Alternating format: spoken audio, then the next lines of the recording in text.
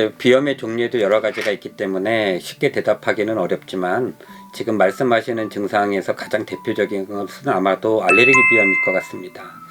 알레르기 비염은 보통 항히스타민제라고 하는 것들이 치료제로 사용이 되고 있고, 그 외에 이제 그 불편해하신 증상이 콧물이냐 코막힘이냐 등에 따라서 약간의 약들이 추가가 되거나 복합제를 사용을 하기도 합니다. 최근에는 많은 항히스타민제들이 새로 개발이 돼서 하루에 한 번 정도만 복용을 해도 증상에 하루 정도는 그 효과가 있는 약들이 많이 개발이 되어 있기 때문에 일반적인 항히스타민제를 복용을 하시면 많은 효과가 있고, 담당 선생님하고 상의하셔서 부수적인 증상을 조절할 수 있는 복합제를 선택하시는 것도 좋을 것 같습니다.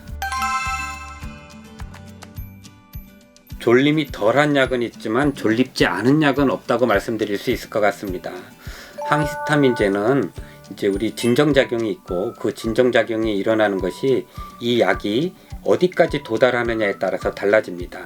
그래서 흔히 주변에서 혹시 여러가지 인터넷이나 정보망을 통해서 1세대 항히스타민제나 2세대 항히스타민제 이렇게 분류하는 것을 보신 분들도 있을 텐데요. 항상 이 항히스타민제는 개발된 지 굉장히 오래됐지만 이러한 진정작용이나 졸림 현상이 가장 문제가 돼서 자꾸 개발이 되는 것입니다. 2세대 항히스타민제라고 하는 것은 이 약이 우리 뇌까지 도달하는 것을 최소한으로 할 수 있는 약들을 우리가 1세대와 대비해서 2세대라고 합니다.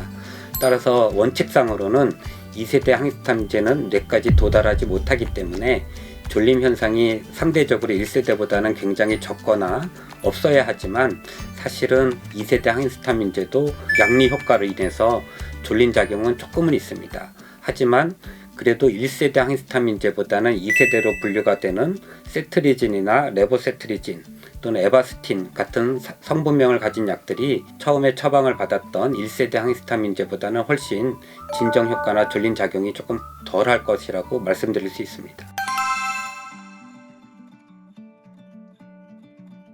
그런 약이 있으면 제가 먹겠습니다.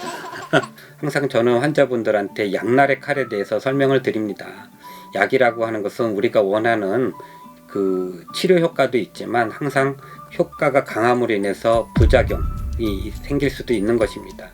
항히스타민제가 비교적 복용 후에 대략적으로 한두 시간 정도 지나서 효과가 나타나는 경우가 많아서 조금 속효성 약들이 포함되어 있는 복합제제 항히스타민제를 복용을 하시면 조금 더 효과가 있을 것 같고요. 항히스타민제는 코막힘의 효과는 완화시키는 효과는 조금 덜합니다.